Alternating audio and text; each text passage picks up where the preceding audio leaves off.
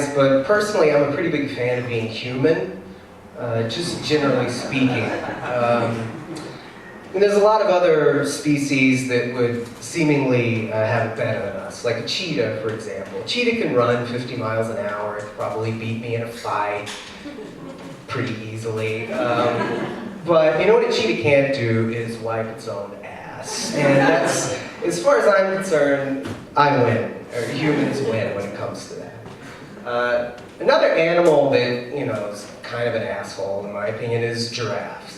I've never met a giraffe personally that wasn't an asshole. The whole long neck thing, you know, they think their life's great. They can just eat all the leaves they want from the trees. But, you know, what happens if a giraffe sees something really delicious on the ground, right? They're kind of fun, honestly. Everyone's like, Zach, idiot.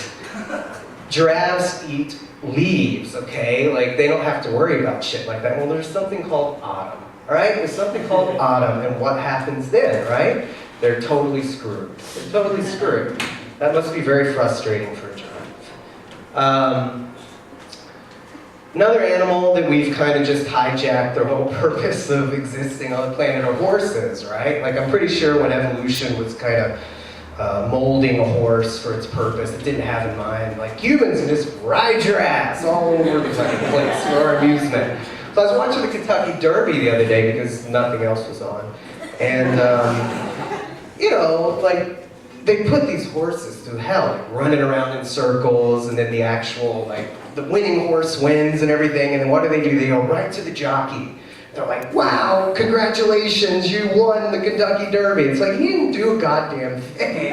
His horse won the Kentucky Derby, right? Like, I don't want to hear from the pencil dick jockey, who technically, for all intents and purposes, he weighed the horse down. He did nothing to help in the situation. So it's like, well, you know, what I would like to see is Bob Costas put the mic in front of a horse, right? I want to hear what the horse has to say about all this. Like, you know, lightning, thunder, blue boy, because that's what horses are called. You won the Kentucky Derby, how do you feel?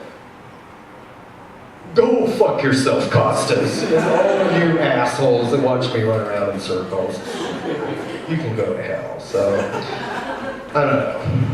Must suck to be a horse. I'm kind of weird. That's probably because I grew up in West Texas, which is a super weird environment to grow up in. If you've never been there, you know, like even as a little kid, you know, I used to look around, like I'd be 6 years old and I'd see like cowboy hats, and belt buckles, and boots, and I'd be like, it's not Halloween, like why are people constantly dressed like this? I don't understand. Like, you know, they'll say, well, it's part of the culture. That's just kind of how we dress around here. It's part of the culture, Zach.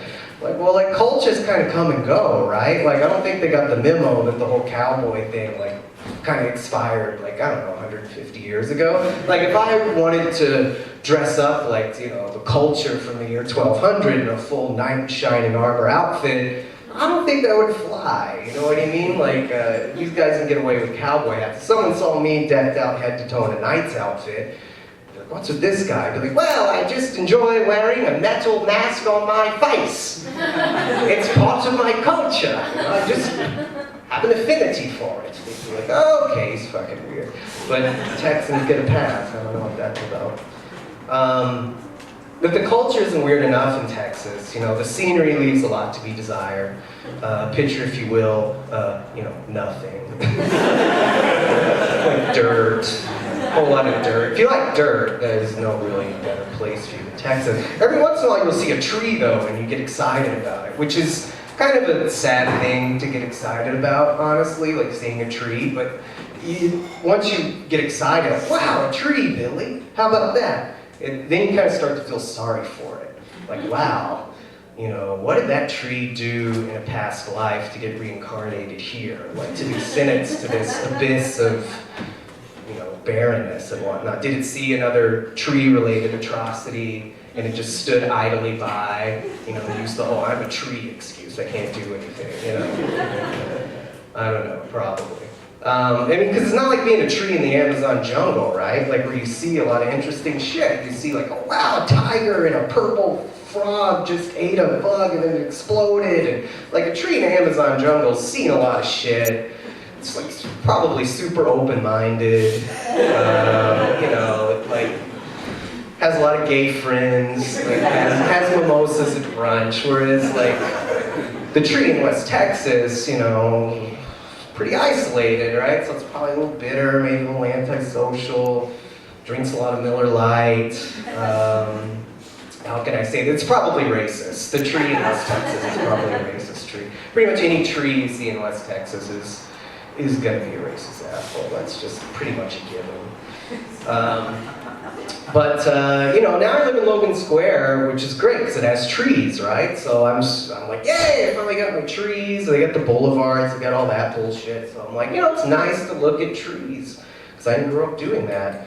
But there's something else about Logan Square that also has, oh yeah, stray bullets. It has stray bullets. So that's, to me, kind of a trade-off. I kind of have to deal with that.